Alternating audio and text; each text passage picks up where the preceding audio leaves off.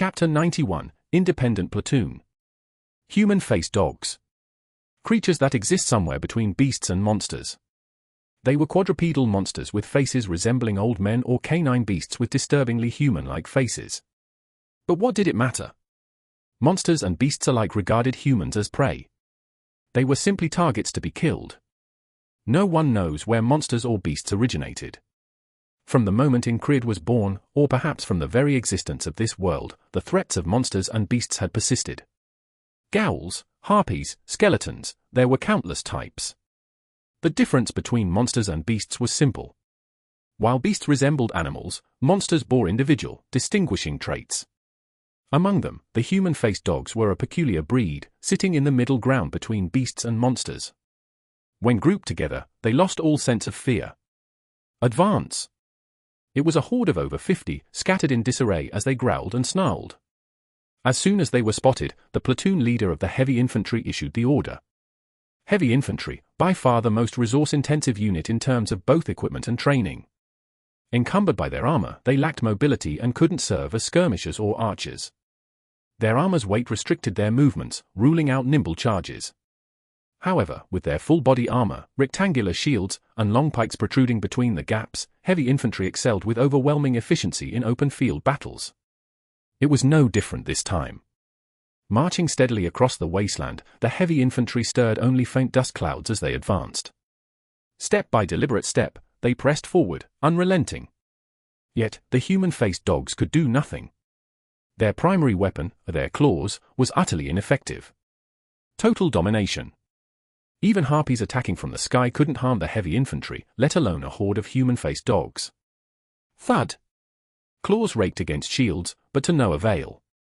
Even when one managed to wedge its claws into a gap between the shields, the result was the same. Clang! At most, it left a scratch on the armored plates.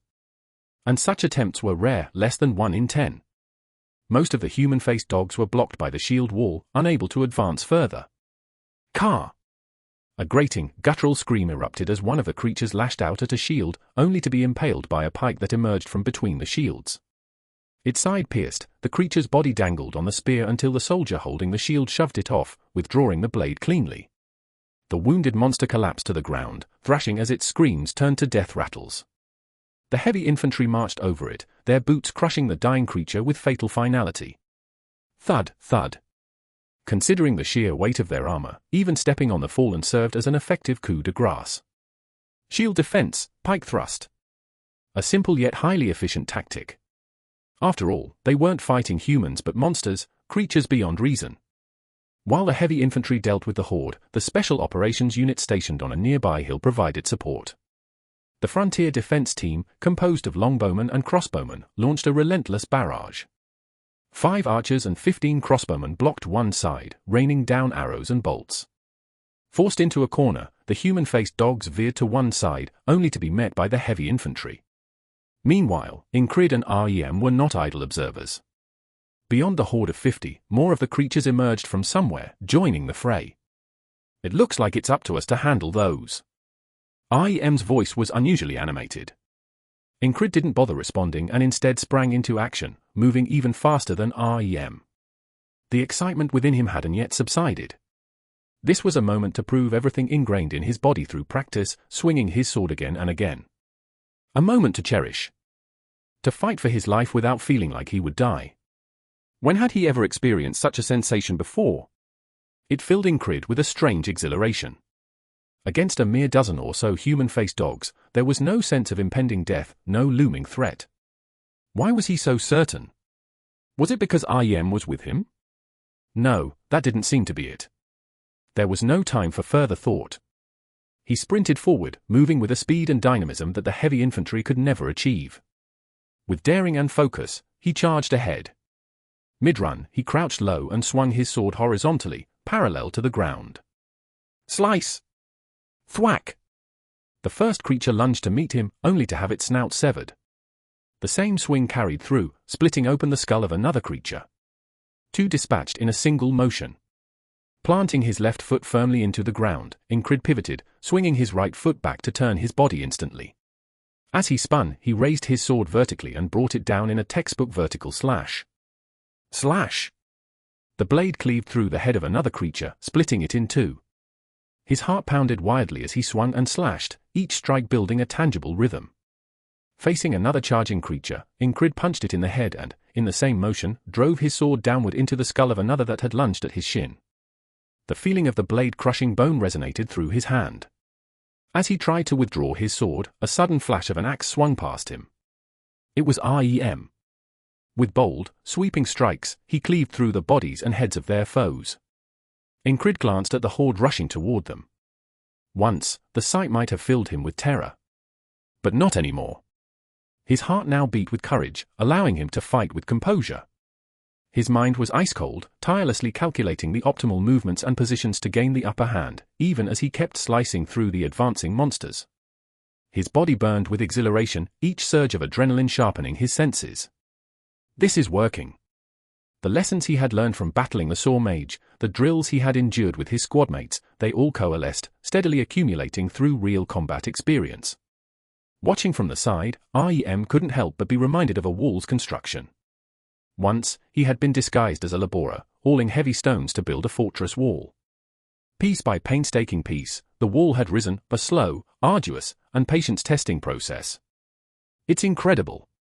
Observing Ingrid's growth up close, REM felt nothing short of amazement. Time and again, Ingrid defied understanding, steadily building himself into something greater, one battle at a time. The one who couldn't even stack a single stone daily suddenly builds a tower of dozens overnight.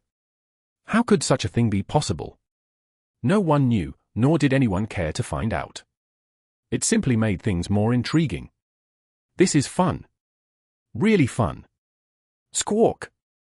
The last remaining dog-headed beast collapsed, a bolt embedded in its skull. Torres approached, having heard it and eliminated the monsters with precision. Smacking his lips, he remarked, "A shame. You should have joined my unit. Why are you still playing squad leader?" That was a question even the first company's platoon leader pondered. With such skills, why? Noticing the glares from some of the soldiers tied to REM, Ingrid subtly positioned himself to block their view.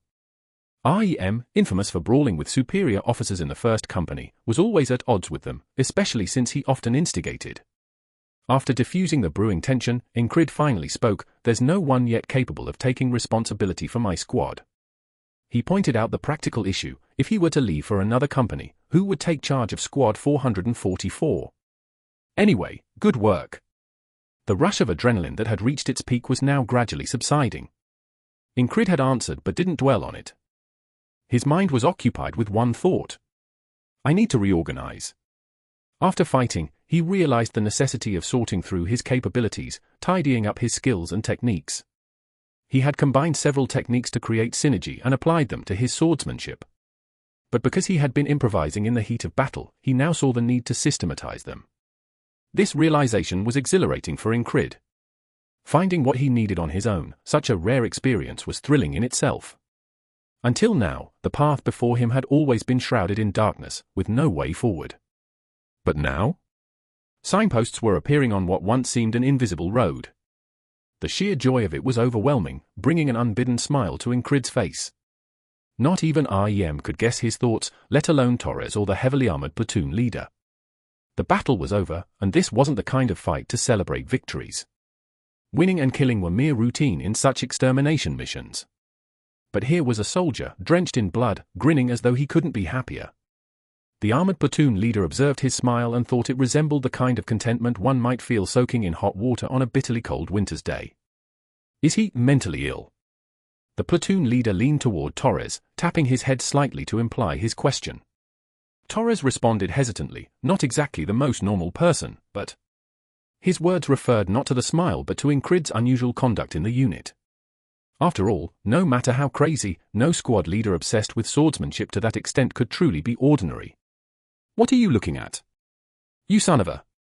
In Ingrid's moment of distraction, a quarrel erupted between REM and the first company. Ingrid quickly moved to stop REM, while Torres and the others worked to restore order. 2 missions, one buried by the company commander and the other widely known. The first involved killing a mage, a feat unknown to anyone else. But the monster extermination? Everyone knew. From slaying beasts with REM to facing harpies with a sword, tales of their exploits spread. Few were surprised by REM's accomplishments. His skills were the reason he was tolerated in the unit despite his temperament. REM? That crazy bastard always fights well. If only he had a better personality, he could have been a battalion commander. But what shocked the soldiers was Incrid. An upper-rank soldier, sure, but even among them, how many could fight like that? Taking down harpies with sheer swordsmanship? One might call it reckless, but to kill 3 of them wasn't luck. The rumor spread rapidly. How did he even manage that? I always knew this would happen someday. Incrid? That crazy squad leader. Didn't he also destroy some sort of curse magic recently? Questions arose, especially since many had witnessed him decimate the dog-headed beasts. So why is he still a squad leader? The rumors and questions inevitably reached the battalion commander, who couldn't ignore them. As a result, the Fairy Company commander was summoned for questioning. Should someone like him remain a mere squad leader? His squad is rather unique. We don't have the budget for monetary rewards, so promoting him seems fitting. The Kingdom of Norilia had a straightforward policy: reward excellence appropriately. That's why systems like the soldier ranking and mercenary programs existed. The battalion commander, wanting to save on reward funds, suggested promoting Incrid instead. The company commander, understanding the peculiarities of Incrid's squad, devised an alternative solution. Understood. After saluting, the commander departed, her mind already formulating a plan that satisfied both the battalion commander and current arrangements. Thus, Incrid found himself summoned. My squad consists of less than 10 soldiers. That doesn't matter. From today, you hold a rank equivalent to platoon leader. Any objections? None. Orders were orders, and Incrid had no reason to argue, especially with the Fairy Company commander. Dismissed. And so, Incrid became a platoon leader in rank. Do we call you a platoon leader now? Hey, sir, does this mean a pay raise? What about us? Congratulations, brother. By the way, my sword blades chipped. Whether these were true congratulations or not was debatable, especially Ragnar's remark. In reality, nothing much changed with his promotion. The only notable adjustment was that he now oversaw an independent platoon, no longer referred to as Squad for 44. With 10 members being the standard for a squad, they had previously operated with only 6, including Incrid. Though offered the chance to recruit more soldiers, Incrid thought, why bother? Despite being labeled an independent platoon, they rarely had standalone missions. The only privilege granted was exemption from standard duties, which REM found mildly unfair but chose to let slide since the squad remained intact. With his new rank established, Incrid's daily life remained unchanged. So, you want to learn more? It began with Ordin. While reorganizing his techniques, Incrid didn't want to waste time. Learning and improving were crucial to making the most of his routine.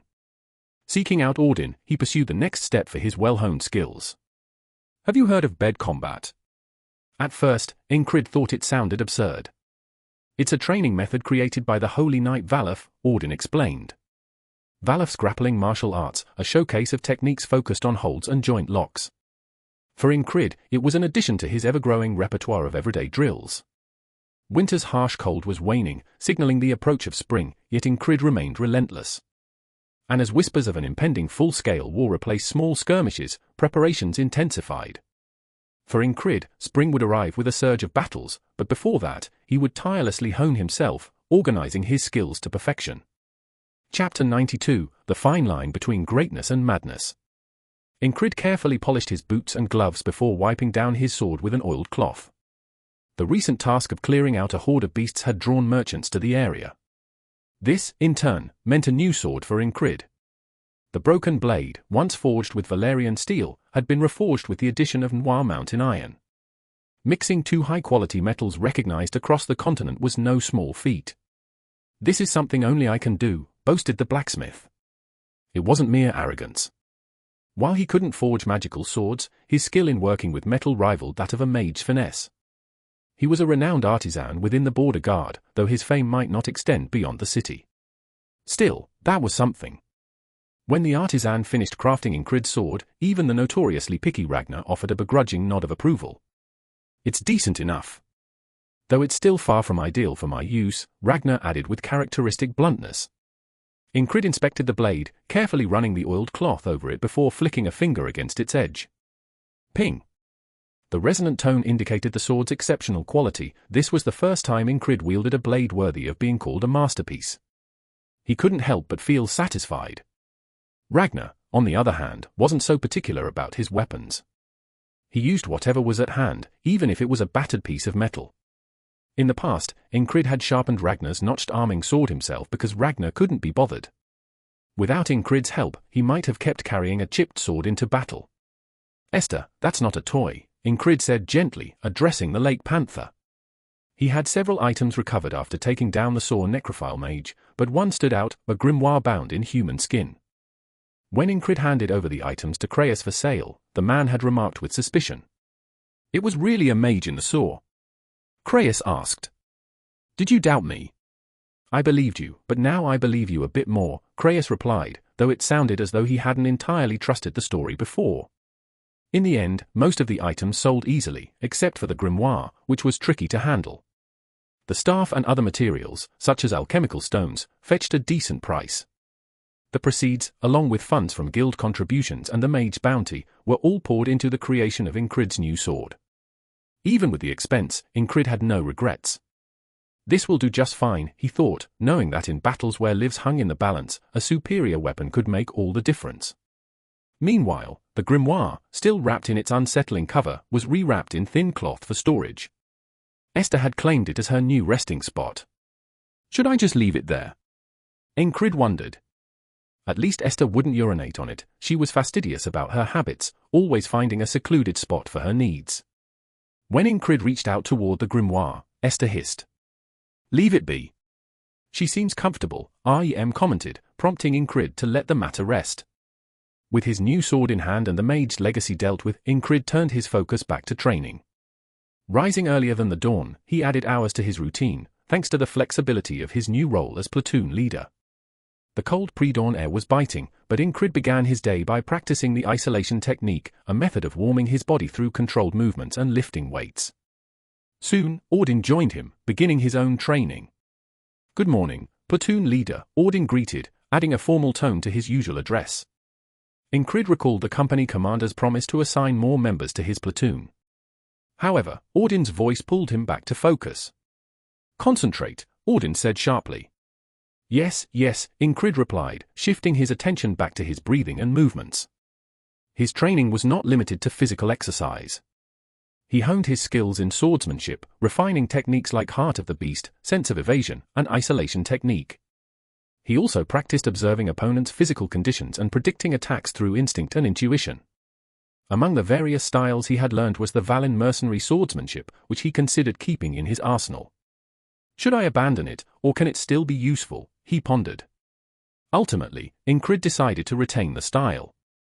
If I lack the skill to use it effectively, I'll simply work to improve, he concluded, dedicating himself to continuous growth. Courage is always essential. It proves its worth simply by keeping one's eyes open at critical moments. To Ingrid, the heart of the beast was the foundation of everything. Calmly. One day, he trained his intuition. On another, he combined his senses with focus. Let's blend it into my body. Every swing of a sword carries the weight of countless experiences. It is a process of internalizing through instinct, recognizing with the mind, and embedding it into the body. Of course, it was far from easy. Through this process, Ingrid gradually honed a pattern and method unique to himself. Training alone isn't enough. What was necessary was real combat, training intertwined with actual battle. Preferably combat where you risk your life. That's what I told you before, REM had joked. Fighting for your life earns you a lot if you survive. But since you only have one life, building skills like that doesn't make much sense. It was a jest, but it held a kernel of truth. Now, Ingrid understood the importance of life or death combat. Not because dying was significant, but because overcoming death repeatedly mattered. Aware of the necessity of real battles, Ingrid began accepting missions, ranging from trivial to extreme. He turned none away. What are we supposed to find this time? My cat, requested a noblewoman. Such was the nature of some tasks his unit undertook. Still, Ingrid did not discriminate between assignments. Any situation, any moment, all were opportunities to train. With this mindset, Ingrid found the cat, perched atop a tree. Let's settle this calmly. The cat appeared ready to bolt. Its instincts, visible even through the realm of intuition, were vivid.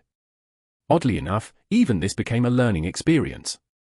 By channeling his intent and aura, Ingrid drove the cat to leap down, catching it mid-air and subduing it with his gaze. This, too, was now within his grasp. You've opened the door to intuition, Jackson remarked, observing. Jackson no longer tormented Ingrid with constant pressure, recognizing it as futile. From finding cats to pursuing thieves, the missions varied. Someone committed a robbery and is hiding in the city. Such was another task. A drifter had caused trouble, entering the city only to botch their crime. Find him. Back when the Gilpin Guild was overtaken, Ingrid hadn't anticipated its value in moments like this. Perhaps Creyus had foreseen it, as he executed tasks skillfully and without hesitation. This time, it was in a back-alley gambling den. The target was a retired soldier with a scarred forehead. You want to fight me? Damn, coming to the outskirts brings all sorts of nonsense. They say border guard reserves are tough. Let's see what you've got. Confident words, but did he have the skills to match? Ingrid assessed him carefully, feigning struggle to gauge the man's capabilities. At best, mid to upper level, he concluded, using Norilia's soldier ranking system as a reference. There was nothing unexpected in his skill. Huff, who are you? Border guard reserves, Ingrid replied, swiftly breaking the man's leg to subdue him. The captive would now rot in the unit's prison unless someone paid his fine. Just you wait, the man threatened, though Ingrid doubted they would cross paths again. On other occasions, Ingrid was dispatched to inns to break up disputes among caravan escorts. Among them was a particularly skilled fighter. Sparring with him, Ingrid trained by merging his heightened focus with blade intuition. Maintaining a state of intuitive awareness while concentrating revealed new insights. The difference in focus altered everything. It slows down. Though not as stark as before, his opponent's blade appeared slower, moving predictably as if his mind and perception outpaced reality. Everything was a continuation of training, a cycle of endless refinement. As the missions piled up, "Are you insane with these requests?" murmured fellow soldiers. Their words weren't criticism but astonishment and admiration. Does he have 10 bodies? Why doesn't he rest? He's not human. He's a monster. Guess there's a reason he's the platoon leader of those madmen. Damn it, maybe I should wake up earlier and stab a few spears for practice. Thanks to Ingrid, an unexpected wave of training enthusiasm spread through the unit. His results spoke for themselves, inspiring soldiers and elevating his reputation. Some soldiers owed their lives to Ingrid, further fueling the fervor for self-improvement within the unit. Ingrid paid no attention to the ripple effect he caused, focusing solely on his path. During training, he felt a faint, steady flame burning in his chest. How had he felt on the battlefield before? While not afraid, he couldn't say he enjoyed it. The battlefield never brought joy. This doesn't seem normal, he mused. But now, he eagerly anticipated the battlefield. He wanted to fight, prove himself, and showcase his skills. He yearned to risk his life and cross the line of death once again. Perhaps he was mad. And yet, don't you know greatness and madness are only a hair's breadth apart? REM's words resurfaced. If the path to greatness was reserved for the mad, then madness was the only way forward. One day, immersed in training and missions. This might be fun, the company commander said, summoning Ingrid to his private training grounds. A duel? Naturally, Ingrid did not refuse. Of course. The situation mirrored their last encounter. Would the result be the same? That remained uncertain. Ingrid couldn't yet gauge the full extent of the commander's skills. But he was confident he wouldn't suffer the same defeat. Ultimately, only by clashing fists or blades could he discover the truth. The commander raised her hand, forming a knife-like edge with his palm. We'll use this today. It felt like a test. Their previous duel had exposed Ingrid's deficiencies, particularly in close-quarters combat, what some called wrestling. Ingrid nodded. Soon, their hands struck, the crisp sound marking the start of their spar. Chapter 93, a result of coincidence or a moment of overlapping inevitabilities. Valor-style martial arts. It's inconvenient to maintain your footing on a bed. So, what would make it more comfortable? Audin asked, and Ingrid pondered deeply before answering. The two men, perched on the narrow bed, were nothing short of serious. Add more force. At first, Ingrid thought it was a method to learn the knack of striking in deliberately tight and uncomfortable conditions. No, that's not it. You can't. Beds are for lying down. We'll focus on techniques suited for lying down. Beds are for lying down, so he said. It was after their first martial arts training that Ingrid discovered Audin bathed more often than expected. After all, when Ingrid's head was caught under his arm while his limbs were subdued, there wasn't even the faintest hint of sourness. On the cramped bed, they practiced hand and foot maneuvers, joint locks, and submission holds. Or rather, Ingrid was the one being subdued. Beds are narrow. Quick movements work better than complex ones. It was learning. It was teaching. A sip of water for a parched soul wandering the desert. For Ingrid, it was exactly that. And so, he focused with more than just the posture of a listener. Although the techniques were tricky to use in real combat, they came in handy as he traveled to fulfill various requests.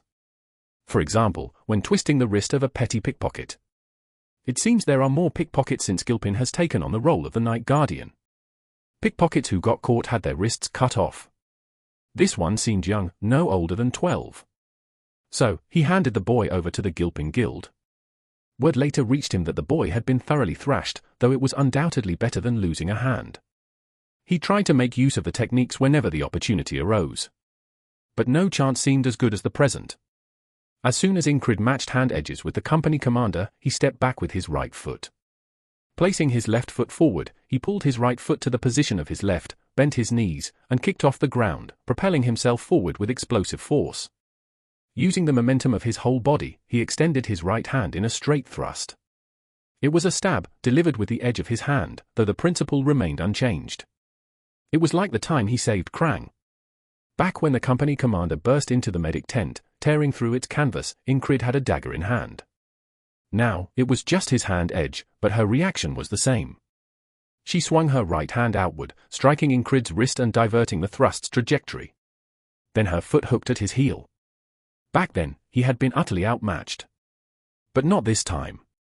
Before her foot could connect, Ingrid lifted his own, evading the attack. Using the awkward position from the deflected thrust, he pivoted on his left foot, tilting his body to counter her. What was the greatest difference between himself and the Fairy Company commander? Wait. Identify the opponent's weakness and exploit it with your strengths, brother. Ingrid followed Audin's advice. Instead of exchanging blows awkwardly, he overwhelmed her. The company commander let out a short grunt. Though she managed to kick Ingrid's thigh with her soul. He absorbed the impact, using his body weight to pin her down. As he did so, he gripped her wrist and forced it outward, entangling his legs with hers. In this way, the commander, lying on her side, had her left hand extended forward while her limbs were bound. I think I've won, Ingrid said, catching his breath.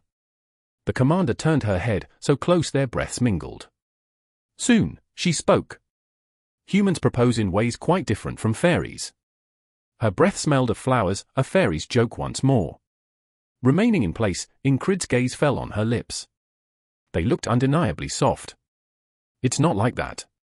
Attempting to shake off the thought, Ingrid started to rise, only for the commander to wrap her legs around his waist in turn. Though he wobbled slightly, Ingrid's solid core and the commander's light weight allowed him to stay upright. You have a strong core. Was it the listener's fault that her words sounded suggestive? Or was it the speaker's? Not something worth debating.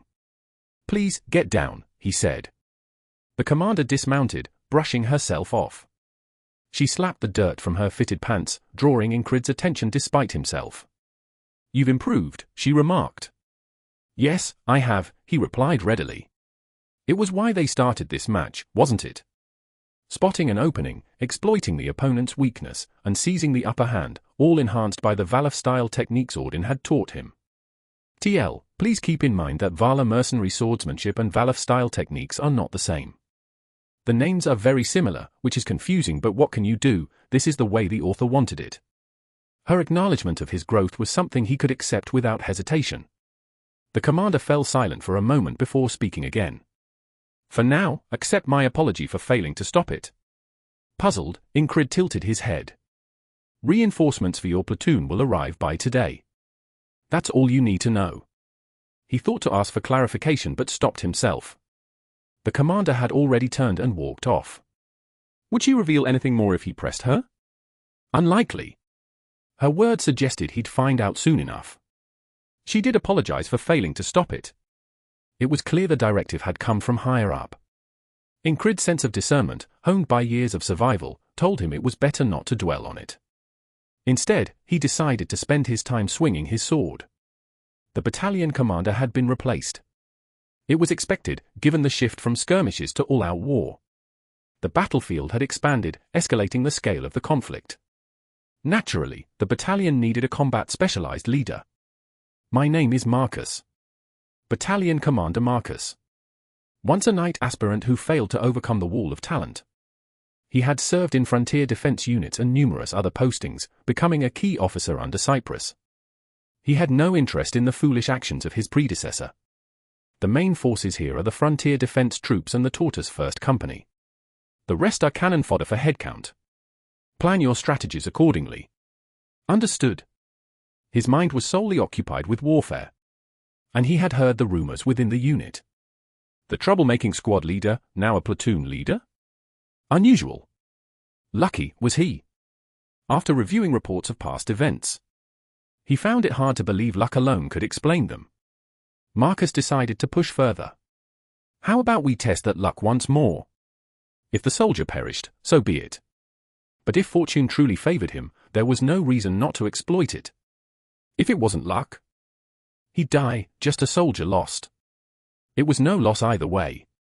The company commander's cryptic apology made sense now. Deploy him. It was a mission combining espionage and covert operations, an order from the battalion commander himself. No one could prevent it. I hope he survives, she muttered. Not because she saw him as her partner, but because he's that talented. His record was clean, and he had ties with Krang. She had been asked to do it, and she agreed because it was too valuable to waste.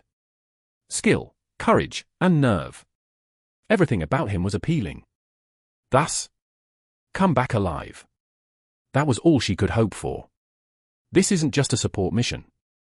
Ingrid knew that REM was as quick-witted as he was.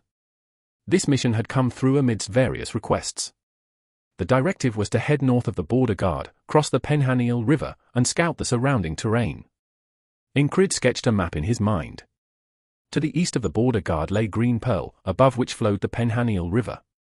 Crossing the river and heading northeast, one would reach a city, a military stronghold of Aspen known as Cross Guard. The mission's objective was located at Cross Guard. On the surface, it appeared to be a simple reconnaissance mission. But in reality, it's espionage. The orders hinted that further details would be disclosed after crossing the river. Why only the commander? Jackson frowned as he went over the orders, sensing trouble. He wasn't wrong. Ingrid understood as well. It wasn't the kind of mission he was typically assigned. So, this is it. This must have been what the Fairy Company commander had hinted at. Why reconnaissance now? Everyone's saying a full-scale war is imminent. What's the point? A newly assigned squad member spoke up, someone Ingrid recognized. It was Henry, a hunter from the plains, who once mentioned wanting to return home after the last battlefield. Yet here he was, still stationed in the city.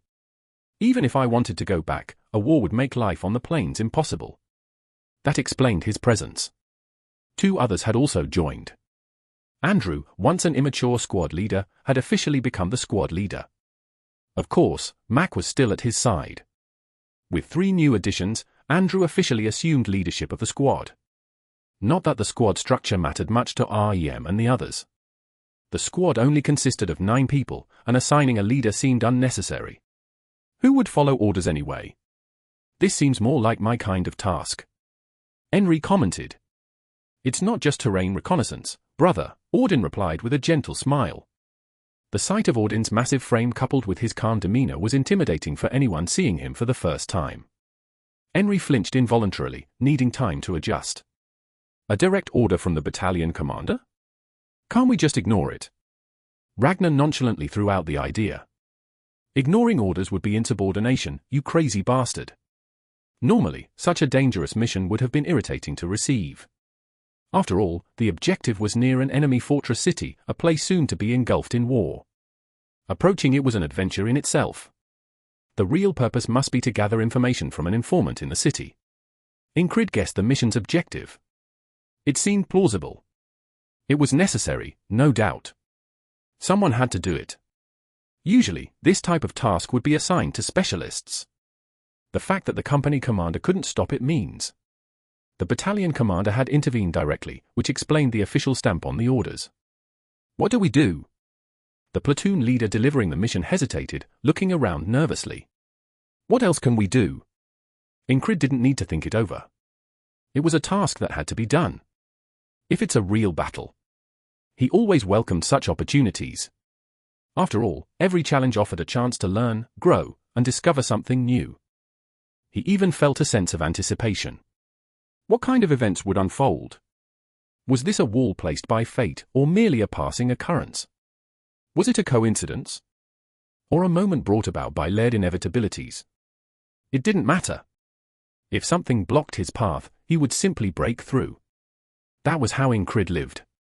I accept the mission. The squad members' expressions darkened at his decision. Looks like we'll have to follow him, Ragnar remarked, though that wasn't going to be easy. While the battalion commander's intentions were unclear, the orders explicitly instructed the rest of the squad to remain under Andrew's command. Based on the orders, it was clear. Those who are bound to excel on the battlefield were left behind. I was singled out. Why such a directive was issued was anyone's guess. Who could know? Maybe someone wanted to test the luck of the soldier famously known for it. The battalion commander, Marcus, wasn't exactly normal either. It was fitting, really. Marcus was a war-obsessed officer with a reputation for doing anything to secure victory. This mission was just the beginning. Don't worry. I'll handle it and come back. There was no way he would die. As long as today repeated itself, he accepted going beyond it as a matter of course. When Ingrid spoke casually, REM's eyebrows shot up. Handle it? Properly? You think that's possible? You're not ready. Let's do some training today. Training? Ragnar, Jackson, and Audin shared REM's sentiment. Have you found your rhythm? Let's practice stabbing someone from behind. It's time to delve deeper into Valaf-style bed grappling techniques. Meanwhile, Andrew tried to assert his authority, looking around nervously. As the squad leader, I think everyone should listen to me. But before he could finish, let me show you my respect, squad leader. REM erupted, his usual reaction, nothing out of the ordinary. He lunged forward and punched Andrew squarely on the head. So fast it was nearly invisible. Andrew collapsed before he could even respond, with Mac catching his falling form. What? Seeing Andrew unconscious, Mac snapped his head up in anger, but one glare from REM made him back down. He realized Andrew was merely knocked out and muttered, I didn't even say anything. What could anyone do? The power difference was overwhelming. Any weak attempt at rebellion would only end in violence. That was the harsh reality they had already accepted. Reluctantly, Mac sighed. Life sure was a mess. Meanwhile, Henry nervously observed and realized one thing. If you speak out of turn, you'll die. He finally understood why this was called a squad of mad bastards. He had only been focused on Ingrid, but now he was starting to regret his decision. Chapter 94, Punishment or Opportunity. Under the soft moonlight of a rising night, Ingrid had just returned from his usual grueling training. He had washed and entered the quarters, his body steaming faintly in the cold. Though the weather was warming, the nights remained chilly, and Ingrid's breath formed mist as he moved. In 2 days, they would cross the river and begin a terrain reconnaissance operation. Yet the training intensity showed no signs of easing. Such things were immutable. No matter what awaited, the principle remained the same, build today to face tomorrow. Ingrid's daily routine was unchanging, as predictable as the ferryman's grumble. Returning to his quarters, he noticed Henry, who had been speaking with Creus, approach before halting abruptly. His gaze had fallen upon Ingrid's bed, already occupied by Esther. The lake panther had made it her habit to rest there. Even if she had been playing with her grimoire earlier, when bedtime came, that spot was hers. She now lay sprawled, her head resting on her front paws. Her gaze briefly shifted to Henry before returning to her own feet, conveying complete disinterest. Henry, cautious as always, maintained his distance, avoiding walking too close to the legendary creature. Lake panthers were revered as guardian spirits in the Green Pearl Plains, and Henry showed no intention of testing that reputation. Instead, he raised his voice slightly from across the bed. "Have you ever had Pathfinder training? I noticed you seem to have some knowledge in that area." Ingrid scratched his forehead. Not at all. He could guess why Henry might be under that impression. After all, what Ingrid knew, he had learned from Henry himself during their previous ventures in the tall grasses of the Green Pearl. Ingrid's understanding came from observing and absorbing bits of knowledge over time. "Then, do you know the route along the upper river?" Henry asked. The area above the Penhaniel River leaned toward the Northern Territories. Even as a mercenary, Ingrid had never ventured there. "The ground might be thawing with spring, but it'll still be firm," Henry continued. "I've been through there a few times. Should I share what I know?" Henry had a pragmatic nature. Whether his hunting background shaped his demeanor or vice versa, he was the type to assess situations and focus on what mattered most. This trait made him an easy fit within the unit, blending naturally. Even now, he had risen from a conversation with Creyas to offer assistance. Remarkably, REM never seemed to hassle Henry. If anything, the others either ignored or tolerated him, with no overt hostility. "Seems like the hunter's done some wandering," REM remarked while sitting on his bed, sharpening an axe with a whetstone. His gaze shifted toward a corner of the room, where Andrew and Max Saturday. Andrew flinched under that look, his shoulders tensing briefly. "Cut it out," Ingrid warned REM. "What? Favoring the newcomers now? That's how you end up stabbed in the back, you know, pampering a new wife while neglecting the old one." The analogy made no sense. Who was the new wife and the old wife? "You're insane," Ingrid muttered dismissively before turning to Henry, who hesitated to approach the bed because of Esther. As Ingrid passed, Esther nudged his thigh with her paw, emitting a low growl. Her gesture seemed to say, "Hurry up and get to bed." "Jealous too, huh?" Ingrid thought wryly. The unit's quarters carried a strange tension. It had begun after Henry, Andrew, and Mac joined. True to their reputation, this was a squad full of mad bastards. There was no welcoming atmosphere for newcomers. Ingrid saw no need to force camaraderie.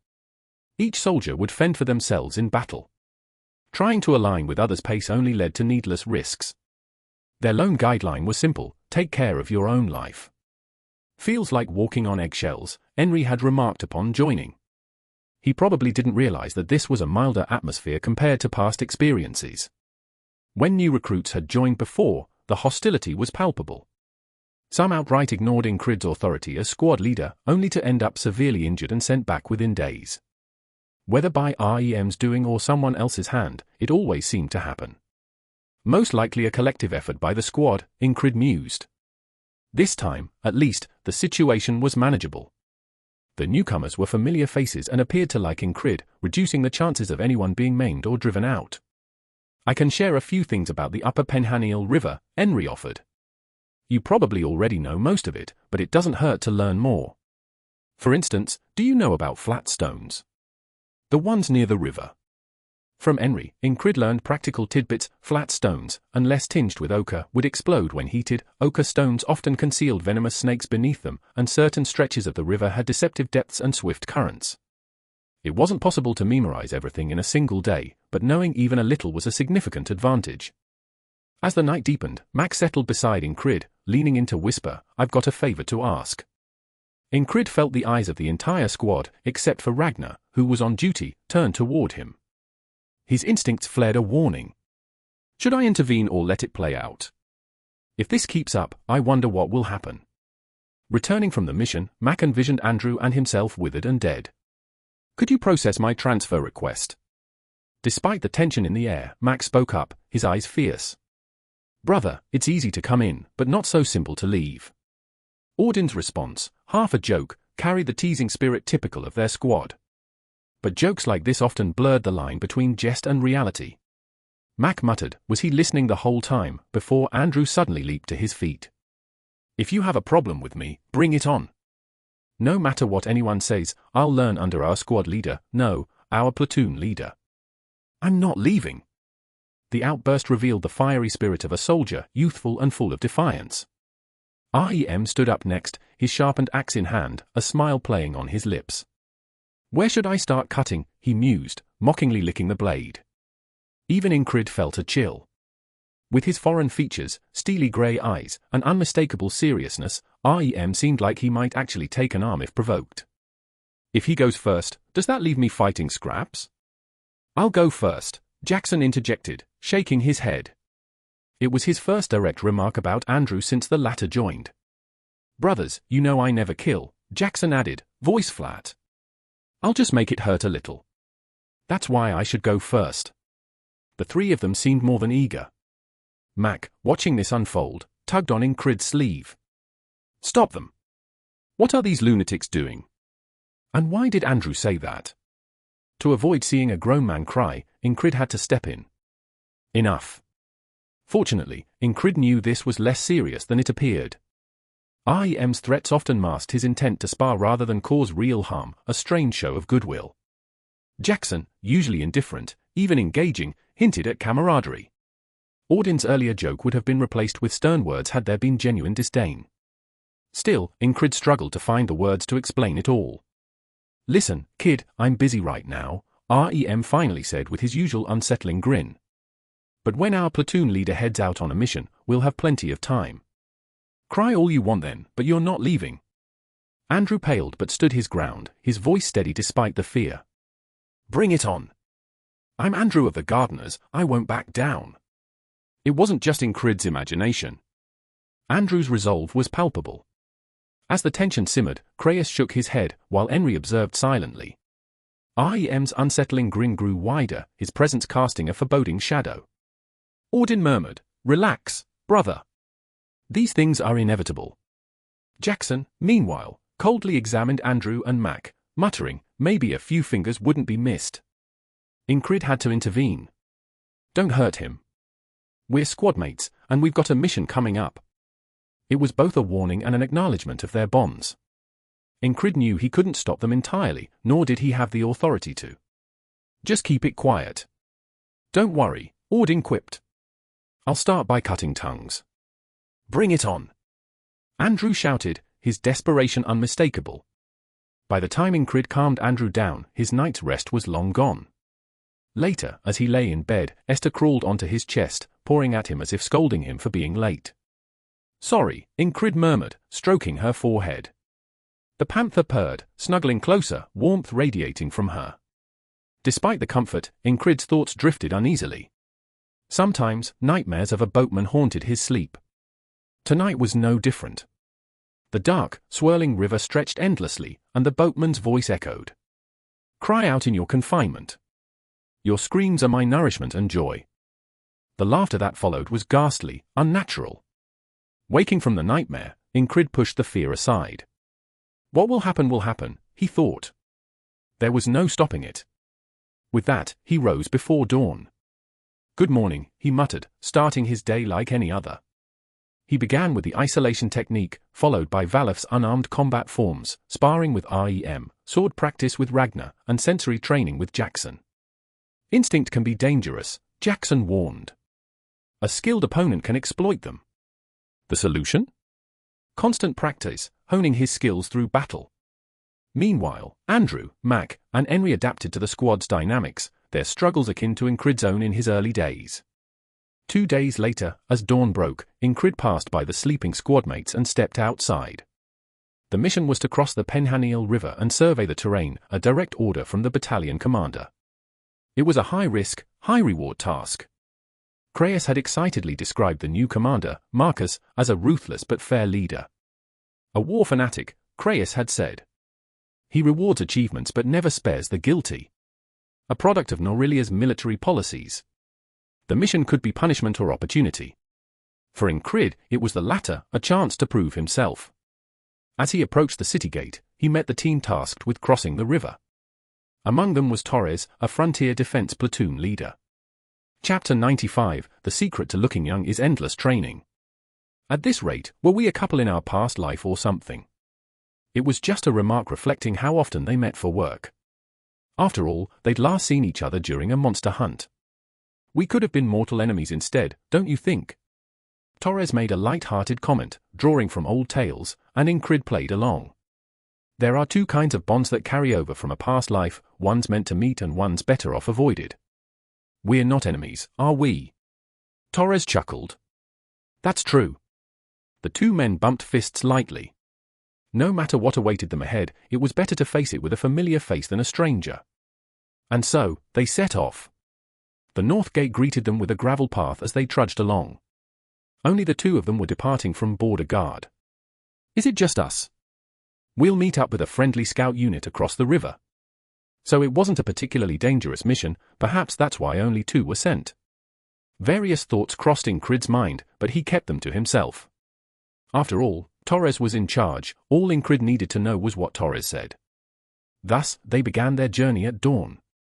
By the time the morning sun rose, Ingrid's inner garments were damp with sweat.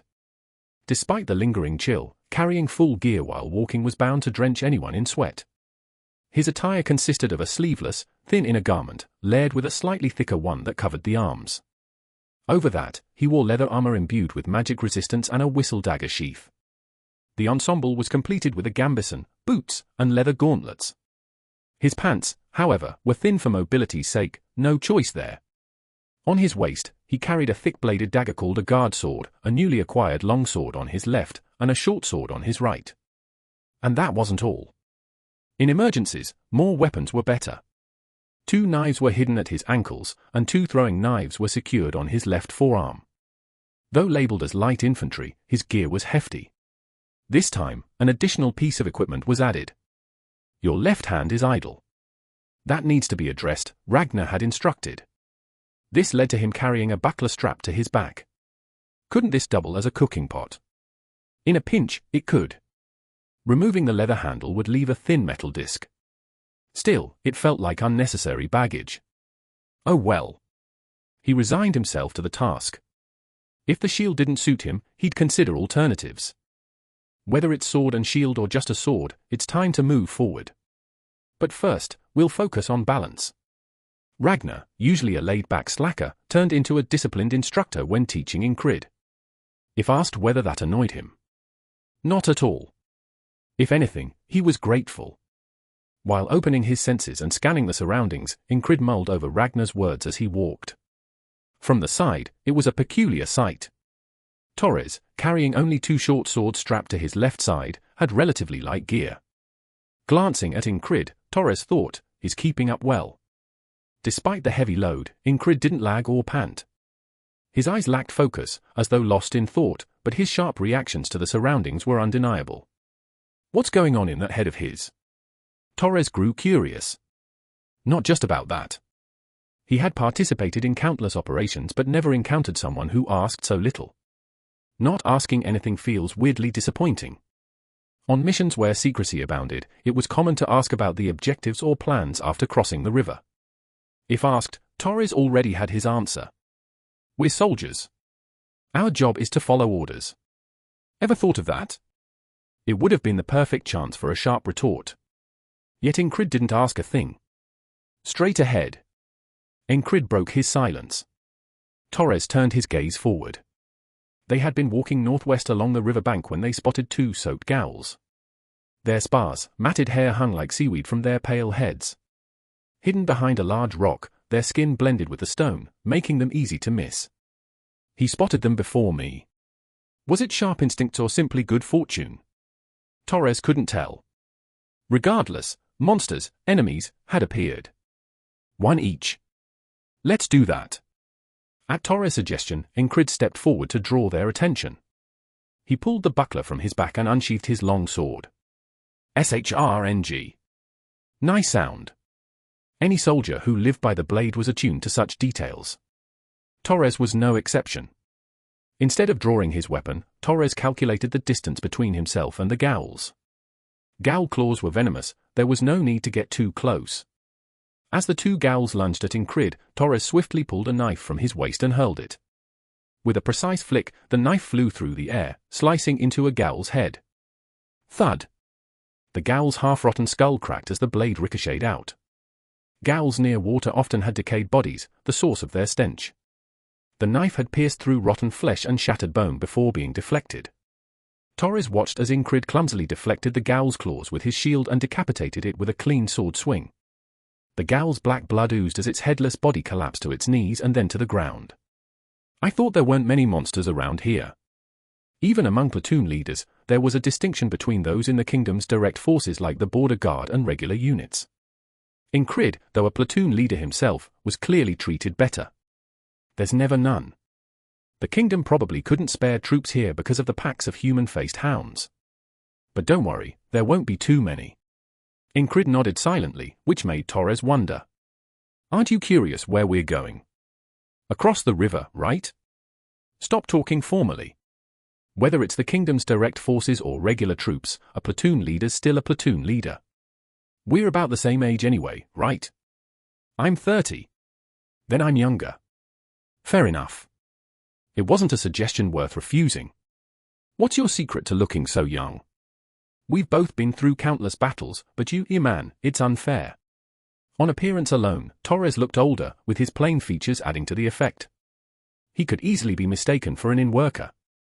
As Torres spoke, he dipped the fallen knife into the rippling green and blue waters of the river, wiping it clean on his sleeve before slipping it into his coat. The knife disappeared seamlessly, leaving Ingrid marveling at the hidden sheath inside his coat.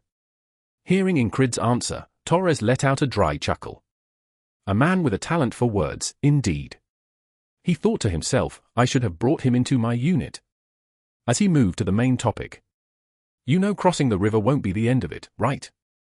A nod. And yet, you're not asking anything. Would you tell me if I did? Of course not. Torres didn't know the details either. It was all conjecture. It's not going to be a pleasant affair, that much is clear.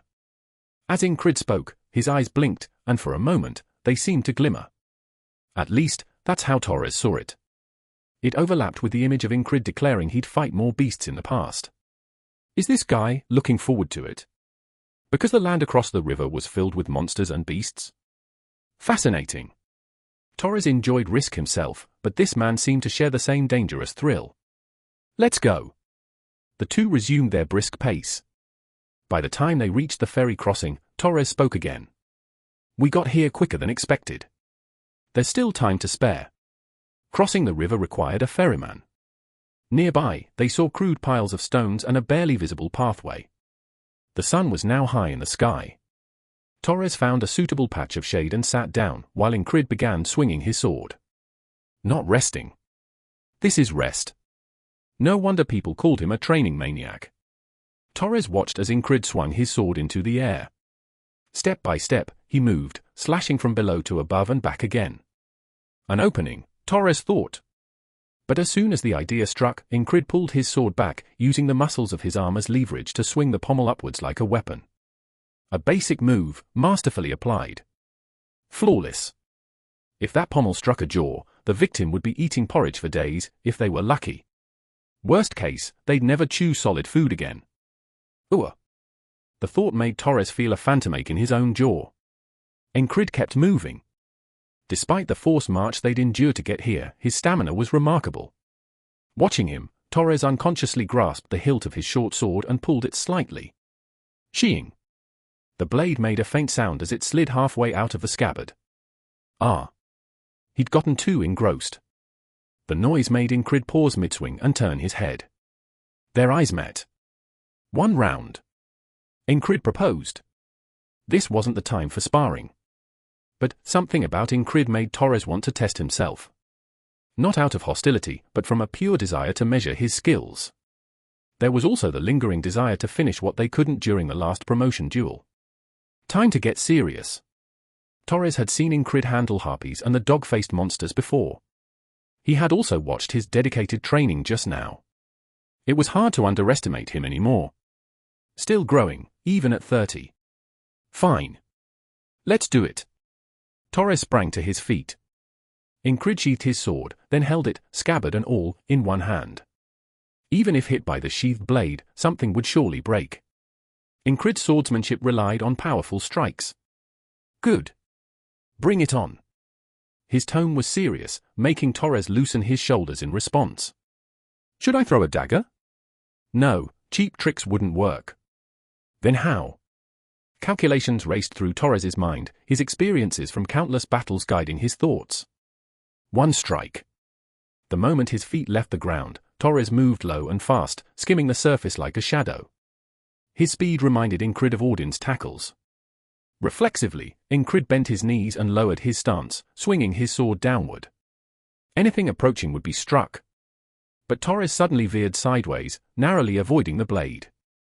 Ingrid's sword followed, tracking Torres's movement with eyes, hands, and feet. His entire body was attuned to not losing sight of him. He had learned from their last duel, losing sight meant losing the fight. At the same time, Ingrid closed the distance. Torres didn't panic. He executed a prepared move. Closing the gap to just arm's reach, he twisted his wrist near Ingrid's neck. That was all. No weapons in hand, no gripping or striking. Ingrid instinctively leaned his head back. Swish! The match was decided. In Torres's hand now was a knife with a blade barely a hand's length long. If this had been a fight to the death, a slight twist of Torres's wrist would have inflicted a fatal wound. I was planning to leave a nice scar on your cheek. What was that? Ingrid was genuinely shocked. He had been sure Torres was unarmed. It's my specialty. Think I'd tell you if you asked. You won't, will you? To his surprise, Torres explained. It takes skill. Doesn't happen overnight. As he spoke, he flipped his wrist, making the knife disappear. Another flick of his hand, and the knife popped out of his sleeve.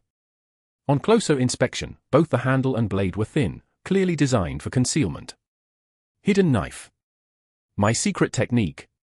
Torres sighed and added, not something I show just anyone. Yeah, I figured. Ingrid stood up and looked into the distance. They still had time before the ferryman arrived. One more round. Torres groaned but stood up. Fine. Let's do it. It had been a long time since Torres felt this kind of passion. It was like the excitement of holding a sword for the first time. He let himself get swept up in it. For the first time in years, he felt like a simple sparring match had made him stronger. It was a mix of adrenaline, the tension of the upcoming mission, and something else. The biggest reason stood right before him. Strange. It was all because of Ingrid. Torres realized this instinctively, and the thought filled him with awe and curiosity. By the time the ferryman arrived, the two soldiers were drenched in sweat, breathing heavily. I heard this was a standing army mission, but should you really be training now? The elderly ferryman remarked. It was a hard question to answer. Chapter 96, Those Who Have and Those Who Don't. Torres would exploit weaknesses with uncanny precision the moment his opponent let their guard down. He could read the breathing and condition of his adversary as naturally as drawing breath himself. When asked how he could do such a thing, he replied, just fight as many different types of opponents as possible. That's the quickest way to become an elite soldier in a short time and the philosophy of the Frontier Defense Force.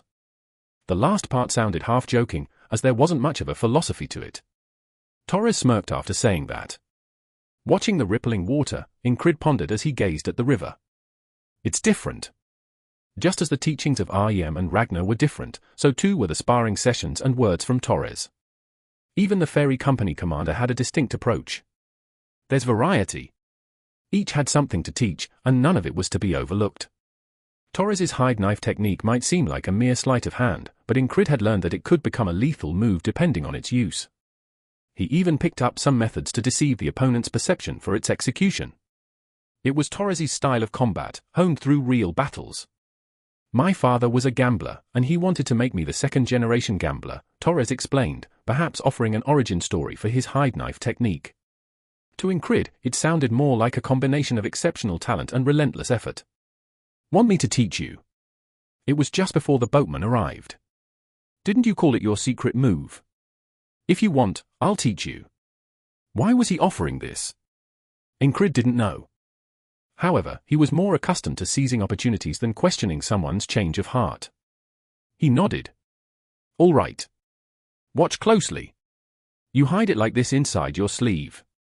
Torres began explaining how to conceal the knife, how to retrieve it with just a flick of the wrist, and so on. Your coordination is terrible. Torres grumbled as Ingrid struggled with the motions. Despite the criticism, Ingrid had improved slightly by focusing intensely, a skill he had honed for learning new things. He was undeniably better than before. Had this been the old Incrid, before he had learned to concentrate on a single point of focus? Would I have given up already? Perhaps he would have walked away, shaking his head. After all, it would be foolish to invest time in something that seemed hopeless. For a custom knife, you'll need to commission a smith later. Until then, practice with thin stones or something similar, Torres advised, even picking up a thin stone for him to practice with. You really are clumsy. He scolded again, though Incrid didn't let it faze him. Such remarks weren't worth paying attention to. He didn't have the luxury of letting such words bother him in the first place. But you're persistent. Even as Torres criticized, Incrid kept trying, though it didn't come easily. The key was to slip the thin stone into his palm discreetly, letting it rest inside his sleeve. Then, with a twist of the hand, flip it out smoothly. Of course, it wasn't easy. A practice sheath would be nice. Torres muttered, explaining that training usually involved a sheath sewn into the inner sleeve to hold a knife in place. It was helpful until one got used to the technique. This move is an adaptation of a skill gambler's call or palming, Torres explained, watching Incrid practice. Palming. It was a technique with several prerequisites. The blade had to be shorter than an open palm, and the timing of the concealment had to be precise. Even grasping the knife required practice. This is tough. It was several times harder than swinging a sword. Still, it was easier than getting accustomed to handling a shield. Time passed as Incrid trained and sparred until he was drenched in sweat. Then, just as they were resting, the boatman arrived. The boatman had come along a patrol route frequently cleared of monsters, which allowed him to travel alone. They're planning to build a cabin here after the year's end, the boatman said. Fishermen might settle, maybe even form a small village if we're lucky. The boatman was talkative. Incrid humored him with brief replies, gazing at the Penhaniel River as the oar creaked. The Penhaniel River wasn't just the lifeline of nearby villages but extended its influence to include Norelia and neighboring nations. He spotted low grass and scattered trees along the distant banks, waterfalls plunging between rocky cliffs, and a few huts built along the riverside. The gravel road on this side gave way to green fields that would turn vibrant in the spring.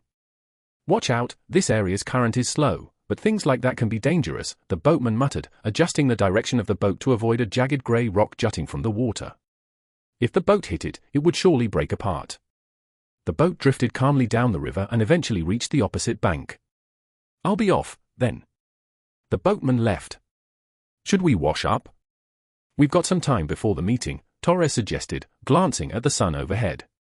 Good idea. Sweat had dried on their bodies, leaving an unpleasant odor. No one knew how long the operation would last, but it was better not to start off in discomfort. Eating, sleeping, and staying clean whenever possible were the basics of a soldier's life. All right, then. Torres quickly stripped and waded into the river. The water rippled with a bluish-green clarity that seemed clean and refreshing. Incrid followed, unstrapping his gear piece by piece until he stood bare and stepped into the water. The icy chill made goosebumps rise across his body. Torres widened his eyes in surprise. What are you? Was there anything to be surprised about? Torres's gaze dropped to between Incrid's legs. He shut his mouth and didn't finish his sentence. Incrid followed his gaze to his own body. There was something to be surprised about. You bastard, you've got it all. Torres's voice sounded almost teary. You could have just had the face. Now you're making me want to thank the parents I never met. You're an orphan? Yeah. Not knowing one's parents wasn't unusual here, and most soldiers had similar stories. Maybe it's better than having parents who beat you while teaching you things. Maybe. Incrid never craved a parent's affection. He only wanted to wield a sword. In the days when he had nothing, absolutely nothing, the only things that kept him going were the dream of knighthood and the sword. Would the world be kind to an orphan child? Unlikely. The fact that he had survived was remarkable enough. It helped that the villagers where Incrid had grown up were honest and kind. A knight. That was all he lived for. He dreamed of knighthood to forget hunger. He swung a stick like a sword to forget his suffering. That's why Incrid didn't crave affection. Instead, he yearned for the sword. It was the dream that carried him forward, the start of his pursuit of knighthood. Faces of a few villagers who had shown him kindness flashed through his mind. They hadn't been like parents who doted on him, but at least they hadn't let him die. Even so, those good people weren't immune to the devastation of war. War devours everything. If it were possible to end such wars, that would be ideal. And to contribute to that, what must one do? Swing the sword. Ingrid knew only one way, swinging his sword repeatedly until it was over. That was his life. His parents, his siblings, his dreams, his goals, his everything. Bubbles rose to the surface of the water. As Ingrid, submerged beneath the river, became lost in thought, Torres tapped him on the shoulder. Fewer. Exhaling deeply, Ingrid emerged from the water. They're here, Torres said, his gaze fixed on something. Turning to follow his eyes, Ingrid saw a soldier leaning lazily on one leg, accompanied by two others armed with short, club-like weapons. At first glance, they looked more like bandits than soldiers. Their weapons consisted of crude clubs, and they wore tattered leather armor. Their gear was light. Foregoing thicker gambeson armor likely meant they prioritized mobility. Instinctively, Ingrid assessed their combat capabilities, a habit honed through Odin's training and the isolation technique. Good balance in both arms, he noted. Despite standing casually, the lead soldier's arms hung at their sides, ready to act. They could throw something if needed. A hand axe for throwing dangled from the soldier's belt, confirming their skill in handling projectiles. The two soldiers behind them were less remarkable, armed with daggers at their waists and holding clubs. Orange hair. Ingrid's gaze finally settled on the face of the lead soldier, freckles, orange hair, and a small frame. It was a female soldier. Well. Enjoying your bath? Feeling refreshed, she said in a cocky tone, addressing the two men. Ingrid realized, with some irritation, that his instincts still needed sharpening. I didn't sense them approaching. It wasn't entirely surprising, he hadn't expected anyone to come this far. Moreover, he had been submerged, lost in thought. Had he been too careless? No, he'd taken precautions. His weapons were within reach on the riverbank, and their approach had been unusually stealthy. Standing on higher ground, the orange-haired soldier spoke again. Not coming out. Torres stepped forward first. Want to keep staring? Well, there's got to be something worth staring at, she shot back bluntly. Ingrid emerged from the water streaming off his muscular frame. Torres had been startled earlier, but it wasn't just about seeing a man's symbol. The isolation technique had transformed Ingrid's body into something extraordinary. Odin's teachings, repeated and etched into his flesh, had left visible results. Sculpted shoulders gave way to muscular arms that flexed with every move. His chiseled chest led down to angular abs, and his powerful thigh muscles were a testament to his discipline. The lead soldier's eyes briefly lingered before muttering, "Looks like there's something worth staring at after all." Torres, observing from the side, grumbled, "Well, at least someone's got it going on." "Get dressed," the orange-haired soldier said with a cough, a composure slipping slightly. Torres and Ingrid fetched fresh clothes from their packs, leaving their sweat-soaked garments, crusted with salt, to dry. Once fully armored again, Ingrid stood tall. "Scout squad leader, Finn," the orange-haired soldier said, extending a fist. "Frontier defense platoon leader, Torres," he replied, bumping her fist. Finn's fist then extended toward Ingrid. "Independent platoon leader, Ingrid," he said. The designation of independent platoon was an improvised title, as Ingrid couldn't officially command a platoon within the company. "Independent platoon? Never heard of that, but nice to meet you," Finn said, bypassing his fist to pat his abs. "Nice abs." "I had nice abs too," Torres muttered, clearly loud enough to be heard. "Let's talk while walking," Finn suggested. "If we move now, we can reach the campsite before sundown." With her two subordinates saluting briefly, the five-person group set off. During the journey, Finn revealed the details of their mission. "You didn't come here without knowing where you are, right?" "We've heard it's a land of beasts and monsters," Ingrid answered, recalling what Henry had mentioned. The area north of the Penhaniel River was infamous for being a haven for magical beasts and creatures. Only skilled pathfinders or hunters dared venture here. "And it's right under the nose of Cross Guard," Finn added grimly. "Our original mission was to gather intelligence through a contact. Up until now, that's all we've done." But their contact, a spy referred to as a cat, had failed to make contact for 4 days. Finn's tone grew heavier. "The new orders are to go in and retrieve them. The last message we received indicated they had crucial information." A chill ran down Ingrid's spine. His instinct screamed danger, a warning born from countless brushes with death. This is bad. No, it wasn't just bad, it was deadly. He felt it in his bones, death awaited, perhaps multiple times over. Following Finn's plan would mean infiltrating Crossguard's territory. Damn it, Finn muttered with a bitter laugh. I know it's a shitty mission. But there's a way, there's always a way. Her laugh was laced with self-deprecation. Ingrid had already learned one thing during his previous encounters, like the mage trap.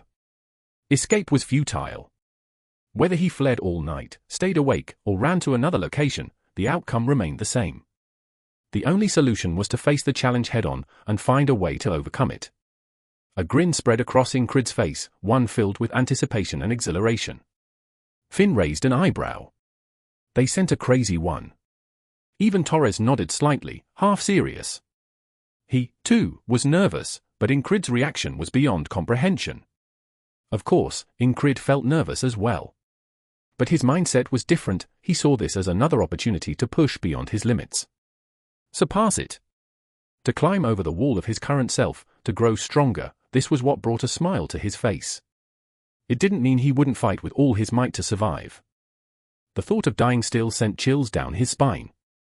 But he was focused on what lay ahead, beyond the fear. As they walked, Ingrid's shoulders tensed with a mix of anticipation and determination.